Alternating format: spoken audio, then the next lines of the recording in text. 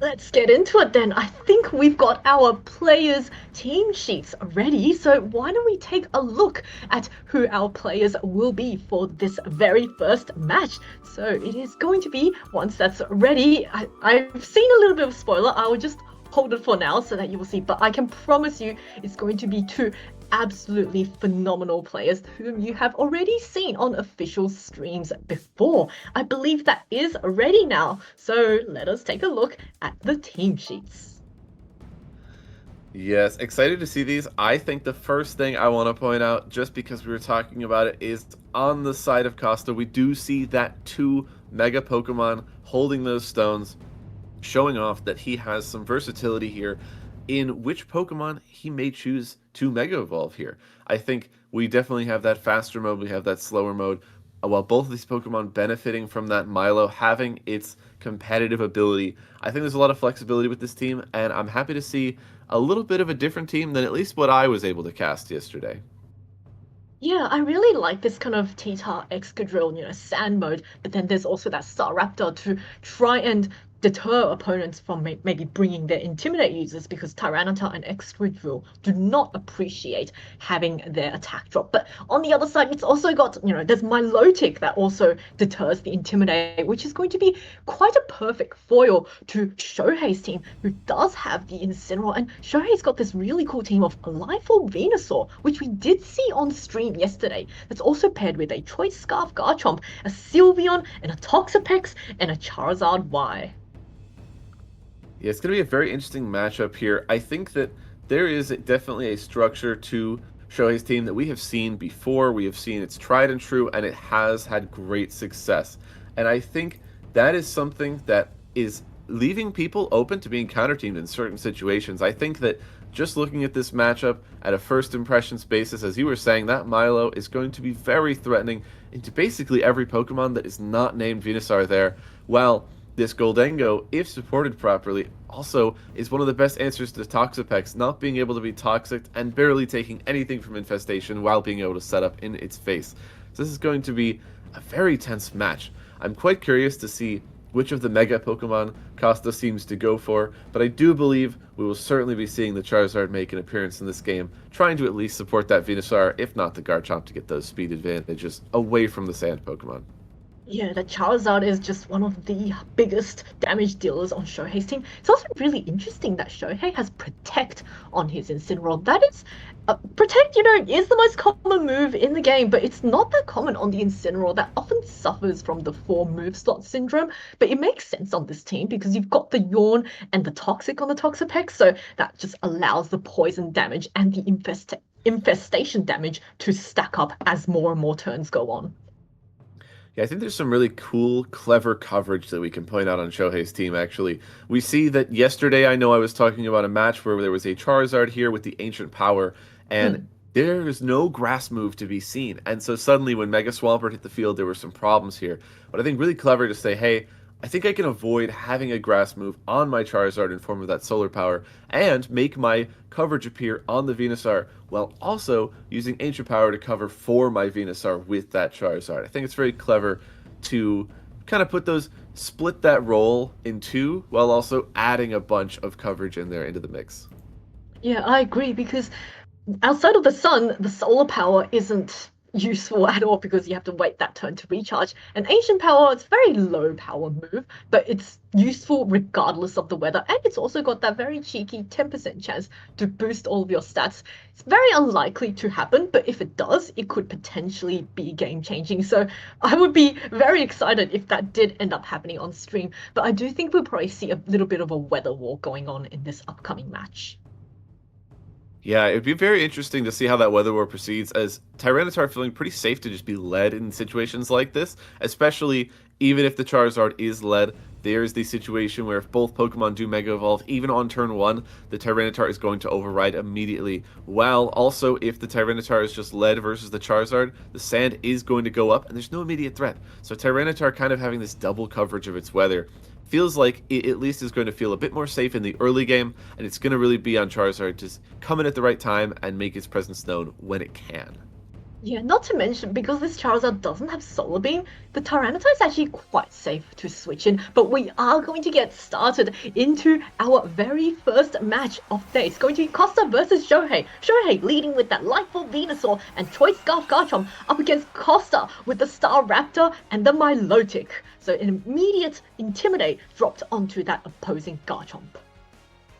Yeah, very cool to see the Choice Scarf Garchomp coming out, kind of being punished right away. Some people are opting for that Life Orb, some still opting for that White Herb, but with this Choice Scarf, there's no way to kind of up that damage. So the Garchomp, though it may have been a good lead into something like the Sand mode or the Goldengo, feeling pretty pressured here. I would not be surprised if we either see a switch out or maybe, I think it's a bit early in the day for this, but maybe some Hail Mary rock slides just start clicking. It's never too early, I guess. I might take that back. But I do believe that the Staraptor is in a really, really good position here, and it is on the Staraptor to kind of play a little defense here and protect that Milo from the Venusaur that is ever so threatening on the other side.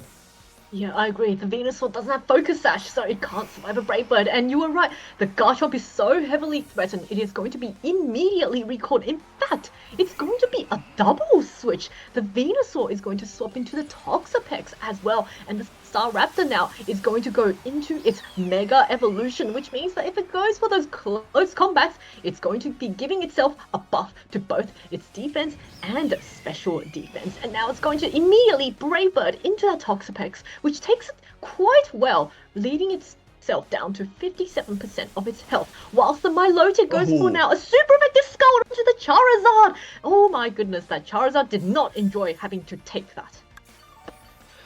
Yeah, really great heads-up play from the Milo, thinking perhaps there may be an Incineroar, perhaps there could be the Charizard switching in for that Garchomp. I know that not a lot wanted to take an Icy Wind as well, so I think opting for a bit of a more risky play with that Scald, in opposed to that Icy Wind, which may have been a little bit safer, but I think the payoff here is definitely worth it.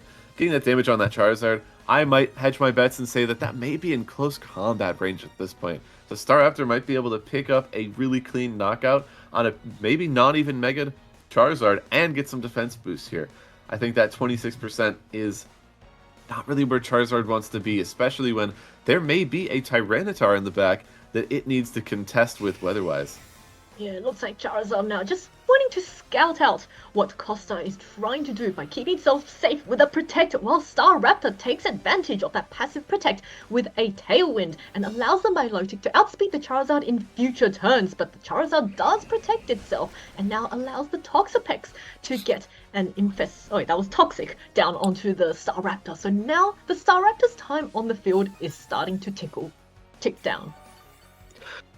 Yes, I think a very good new mechanic change for Shohei here is that Toxic coming from a poison type cannot miss. I think that would have been tragic here, as that Toxic really is starting to help maybe have a way for this Toxapex to just claw its way into this game in a position where it just cannot be gotten rid of sometimes. I know that the Milo not being able to threaten it much, the Staraptor being poisoned, we're starting to see that if the Goldengo or the Excadrill, if not both, are not in the back, this Toxapex has already made its presence known, and it may start to be hard to deal with already in this game. Yeah, Toxapex has shown itself to be able to 1v2, 1v3 a lot of games if the opponent doesn't really have a way of touching it. It looks like Kosta is going to recall that Staraptor, try and reset the timer on the poison and send in the Goldengo, but the Charizard is also going to be recalled for the Venusaur. So a very nice switch to try and protect it from a super effective Scald, but the Ice Beam onto the Venusaur. Kosta just making all these crazy reads. Venusaur now forced to take super effective damage, whilst the Infestation comes down on the Goldengo. Of course, good as gold does not protect it from the effects of Infestation, but it does mean that the Goldengo is going to be immune to those Toxics in the future if the Toxapex attempts to go for it. Yeah, Infestation, good to note down. This is something I always pay attention to as a player. That Infestation did 12% there. So keeping that in mind, it seems our friend Goldengo is going to have a good amount of turns on the field. I would say, I believe it is Life Orb, so that number could be a high variable, but it is not going anywhere anytime soon from just that Infestation damage. Though, I do believe that because it is a Ghost type, it actually can still switch out of that. Could be wrong. That's Haven't true, really yes. seen that Toxapex Goldengo interaction before, but I think it also has that going for it, which is really cool. As you pointed out, that Ice Beam too onto the Venu, making sure that that Scald may have done like 10%, but now the Venu probably in a Make It Rain area range. And now it looks like the Staraptor is going to be recalled, while the Venusaur is also going to be recalled. So a lot of switches right now. Charizard coming back in, and Goldengo takes advantage of this turn to go for a nasty plot. It knows the Toxapex can't touch it, and neither can the Venusaur that was heavily threatening it. But now the Infestation comes onto the Staraptor. So Staraptor now will be taking poison damage and infestation damage, and it cannot switch out because it is not a ghost type, unlike its teammate Goldengo. Yeah, it's a little unfortunate. Already having that Toxic and the Infestation, now that is going to add up extremely quickly. As well as, if you keep in mind, one of Staraptor's favorite moves definitely deals recoil. So, just like that Life Orb, this Staraptor might start doing a little bit more damage to itself than the opposing Pokemon. We may see a double protect here, and that will cause another 30% under the Staraptor, and it basically gets only one more attack. Now, we actually may see that attack opt to be a Tailwind if we see a double protect here. I believe the Tailwind will be expiring, and the Staraptor may choose to be a support Pokemon for the entirety of this game. Yeah, I agree. There's one more turn of Tailwind left for Kosta, but because Staraptor still in right now, it's still fairly healthy and does heavily threaten the Charizard. There's nothing really stopping it from going for another Tailwind the next turn. And Golden Go is nice and set up now as well with that +2 to its special attack thanks to the nasty plot. But it looks like Charizard is getting ready to rumble by going for the Mega Evolution and bringing on the Sun across the battlefield. So that Venusaur, when it comes in later, is going to get its speed doubled. Toxapex now going for the Baneful Bunker to protect itself for one turn, but the Brave Bird into the Charizard. Staraptor completely ignoring it and allows the Golden Go. What is the Golden Go going to do? Is it going to go for another nasty plot, or is it going to try and go for a Shadow Ball or make it rain? It is going to be the Shadow Ball. So at the end of this turn now, both the Golden Go and the Staraptor will be taking a little bit more chip damage from both the Infestation, and poor Staraptor there just doing so much damage to itself as well as all that chip damage. Yeah, something I definitely had to go back and check on the team sheets here. I wanted to make a look at the Goldengo and the Charizard's natures here. Something that could have come into play here is I was curious if possibly if the Goldengo is timid and you know that your opponent is not going to outspeed you, you actually might not need to Tailwind immediately if that Charizard were to stick around. But it does not end up coming into play here, as this Venusaur coming in with that doubled speed will absolutely be the fastest thing here, and it basically gets to choose what does it want to do here. It has that Earth Power, it has that Sludge Bomb, and I am not so certain about that Calc onto that Goldengo, but I feel like Venusaur is pretty happy to be where it's at right now, at least getting one strong attack off here, and hopefully setting up for that Toxapex. Those two poison buddies, they're supporting each other here very well. Yeah, I think Shohei really actually wanted that Charizard to go down in that turn, because now the Venusaur comes in with the Sun set up for it. Staraptor is not going to be able to set up Tailwind if the Venusaur attempts to attack it in that same turn. It looks like Toxapex now is going to be withdrawn. So that means the Staraptor can be recalled this turn. Golden Go keeping itself safe, but the Venusaur does not fall for it and goes for the Sludge Bomb with a cheeky critical hit onto the Staraptor. I don't think that critical hit mattered with the Life Orb boost, but it does mean that there is no more opportunities for Tailwind, and the Golden Go is heavily threatened by both that Chlorophyll boosted Venusaur and the Garchomp. Yeah, I'm going to be really curious to see what Kosta's going to do this turn. Obviously, we have the revealed Milo, but we don't know that last Pokemon, and I think that could really play a huge role here.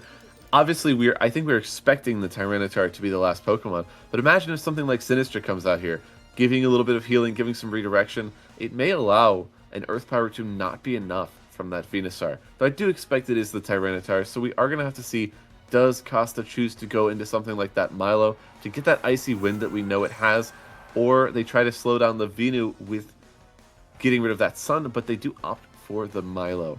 I think something that both these trainers will probably know a little bit better than us is how is this Leaf Storm going to play out if that is what targets this Milo.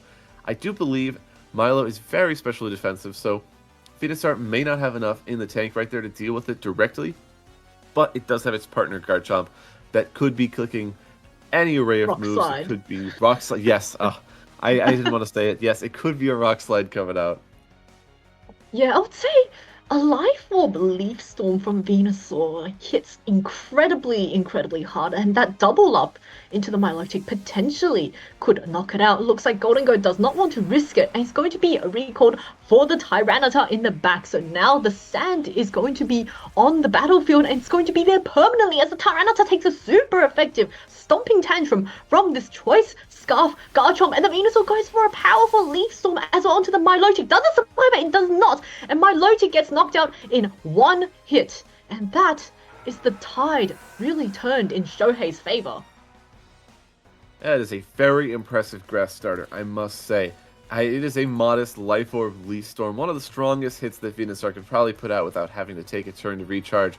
But still very impressive to take that KO, and probably something that if these trainers did not know before, they absolutely have that information going into this game too.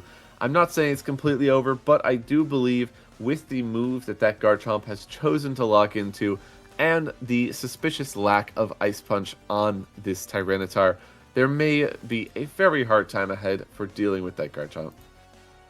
Yeah, I don't see how Kosta can play out of this game because the Garchomp can just Stomping Tantrum the Gholdengo, and Venusaur can just Earth Power the Tyranitar. Both of Shohei's Pokemon outspeed Kosta's, and Kosta has no more speed control left. So I think right now it's really on Kosta to think about his adjustment for Game 2. It looks like Venusaur is actually going to be recalled for the Toxapex there. So that leaves the Garchomp now free to go for an attack, but Gholdengo first, just wanting to scout out what the opponent is going to do. It is going to be a Stomping Tantrum, so Gholdengo blocking the Stomping Tantrum allows the Tyranitar now to go for the knockoff onto the Garchomp, so its choice Scarf will be removed. And now the question is the Gholdengo now going to be faster than this Garchomp?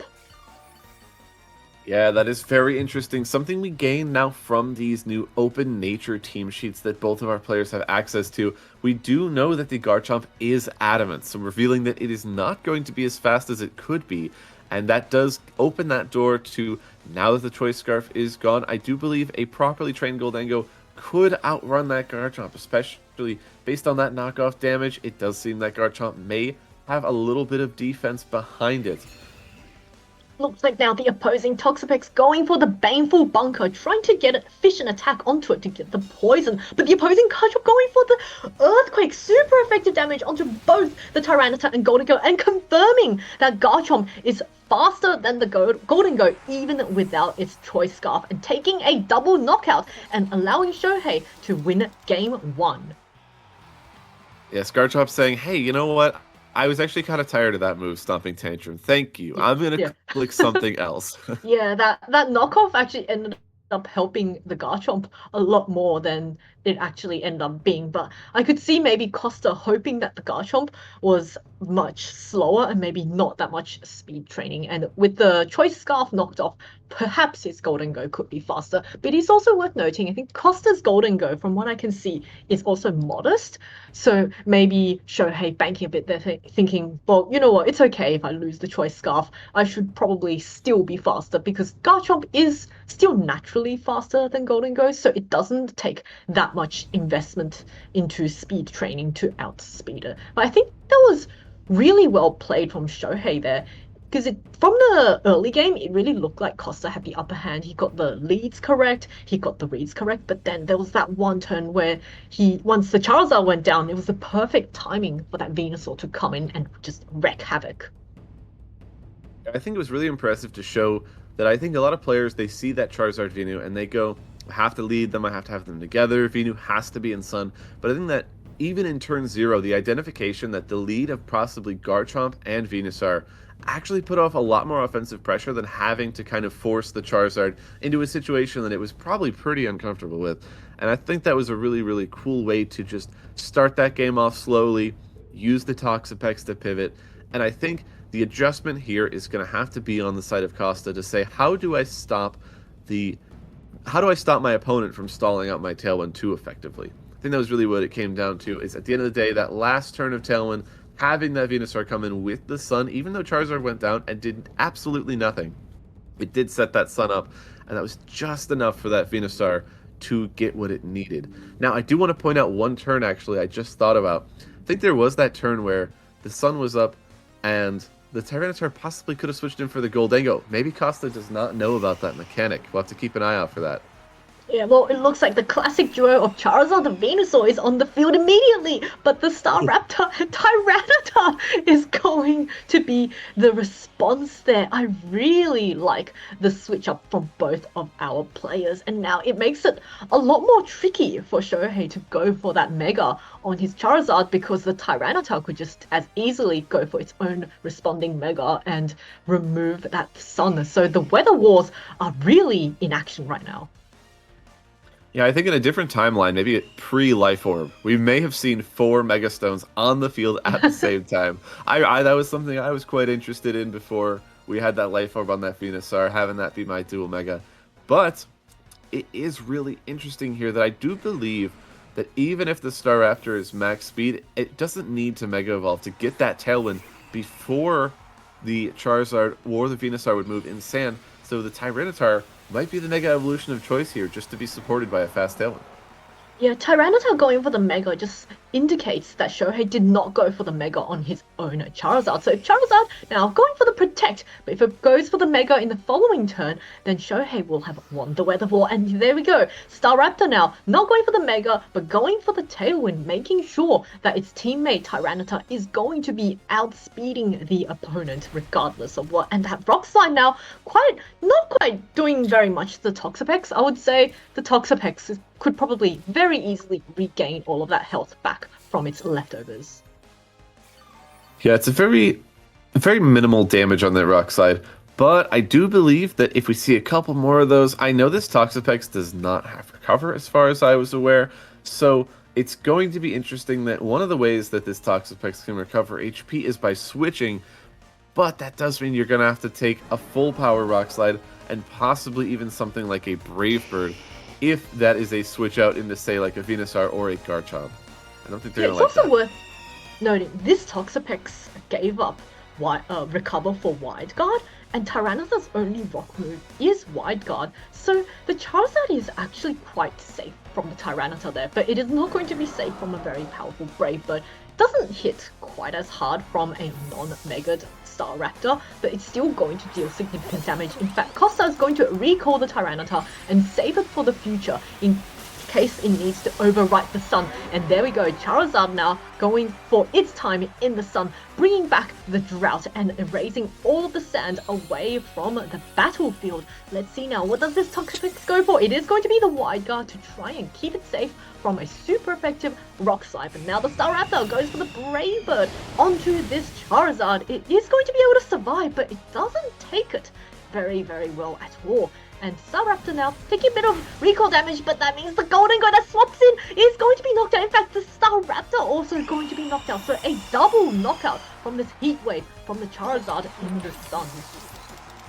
Wow, yeah, an excellent turn coming out from Shohei there, saying, hey, I really, one, I don't have a way to hit that Tyranitar, and two, I just don't think I'll really factor that into my game plan. I think I'm just going to click a fire move. It's what Charizard does best, and it really ends up paying off here. As, it could have been a pretty heads-up play to maybe click a knockoff. I know, we all know we can't knock off a Mega Stone, but that is still a strong Dark move that the Tyranitar may have to resort to at this point as well. We could see possibly a knockoff to finally get rid of the Toxapex's leftovers as well, but I think the call may be on, are you brave? Do you click Rock Slide here in front of that Wide Guard? Yeah, it's quite a difficult position for Kosta right now. He's down to his final 2 Pokemon, which means that he's lost the Weather War if the Charizard does choose to swap out and back in. As you also mentioned next, the Toxapex is in a really good position now to start spreading poison to both the Tyranitar and the Milotic, which aren't really able to deal significant damage to it. Of course, it could get knocked off and lose its leftovers, but it looks like Charizard now just scouting out what Kosta is going to do by keeping itself safe with a Protect, and the Tyranitar does knock off the leftovers from the Toxapex, so no more annoying recovery. But the Ice Beam now is going to be whiffed into the Protect, and now we'll have to see what does this Toxapex go for. It is going to be Toxic into Tyranitar, a very good target considering how healthy that Tyranitar is, and its time on the battlefield is now ticking down.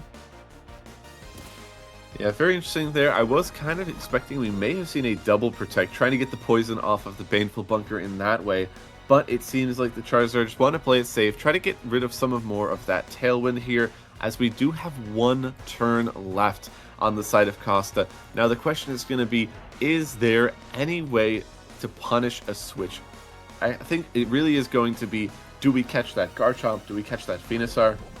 Because as much as this Toxapex is annoying at the moment, I do believe something like preserving just a Garchomp in the back may be a little bit more annoying to be dealt with. So I think it's going to be, does that Charizard switch out? And the answer is no. Yeah, Charizard opting to stay in, maybe Shohei realizing that he doesn't really need it at this point, and now the knockoff onto the Charizard is going to knock it out. Doesn't knock off its Mega Stone because you cannot knock that off, and the Icy Wind now coming off, trying to fish for a potential Garchomp swap-in. Toxapex also being slowly worn down by the sand damage as the Tailwind also expires, which means that the Venusaur coming in is going to be able to outspeed the Tyranitar and possibly the Milotic. I think both are fairly slow Pokemon that, yes, the Venusaur should be able to outspeed. Yeah, Venusaur coming in, kind of been the hero of this whole set for Shohei, just saying, hey, listen, I have grass damage, you have 2 grass-weak Pokemon. And I think especially with the Milo not having Protect in its arsenal, it kind of gets a free choice to go ahead and fire off that Leaf Storm. Even if you want to try to go around and avoid missing, you do have options for Sludge Bomb, which would surely be putting either of these Pokemon into range with Sludge Bomb and Earth Power. You could play around misses like that if you so desire. So I think the Venusaur is going to have a field day cleaning this one up here, unless we do see maybe some freezes or critical hits or things of that nature. Yeah, the Milotic is really heavily threatened by that Venusaur, and the Toxapex now going to be recalled for that Choice Scarf Garchomp in the back. And the Leaf Storm coming up onto this Milotic, it demonstrated it was not able to survive in that game 1, and there we go, Milotic is knocked down, and the biggest threat to Garchomp is also knocked out, and now all that's left is this poisoned Tyranitar that really is going to struggle to deal damage to both the Venusaur and the Garchomp, but ooh, that actually did a fairly significant amount of damage onto this Venusaur, and one more turn of sand could just knock it out. Yeah, not something I expected. I think that Venusaur really doing what it needed in that turn, which I think may have just been enough, taking out that Milo. I think that the Garchomp here, again, maybe if the Tyranitar had Ice Punch, maybe if we had seen some of those other coverage moves, may have had a chance here. But Garchomp able to click its favorite move of choice and probably seal this one up in one hit, if not 2. Shohei being a bit stylish there, not wanting to give up the Venusaur, and the Garchomp now with a stomping tantrum does not knock out the Tyranitar. Tyranitar responding with a powerful knockoff, but thanks to that rough skin damage, Tyranitar has been knocked out from the game, and Shohei Kimura is going to win our first round of Phase 2.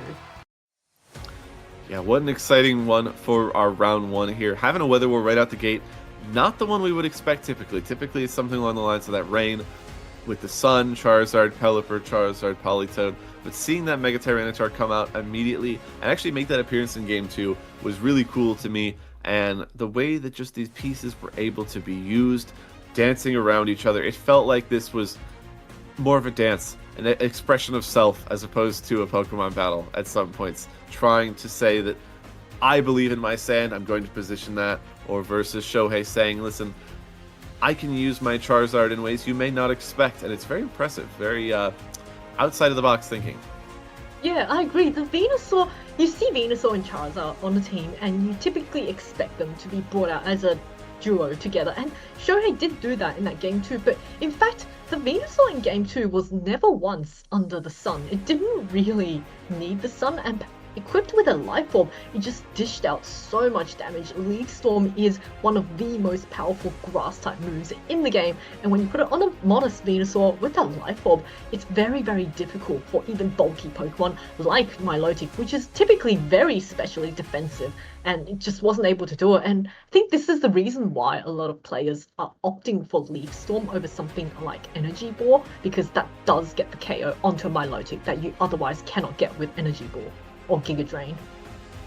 Yeah, and I have seen a few people running Solar Beam as well, but as you pointed out, you can't really click that without your Sun, especially with how much we saw that Venusaur playing in the sand or in nothing at all. The Solar Beam might have not been the right call, so I really respect having the little bit of the accuracy and the special attack drop. It kind of makes it so that you can use that Venusaur whenever you'd like, and it shows that Shohei really does like to bring it whenever he can in different situations. Yeah, a really well played game. I really enjoyed seeing that. And now, as we get ready for our next round, some of our players are still going to be playing. So stay with us, and we'll be right back with the second round of our Phase 2 here at the road to San Francisco.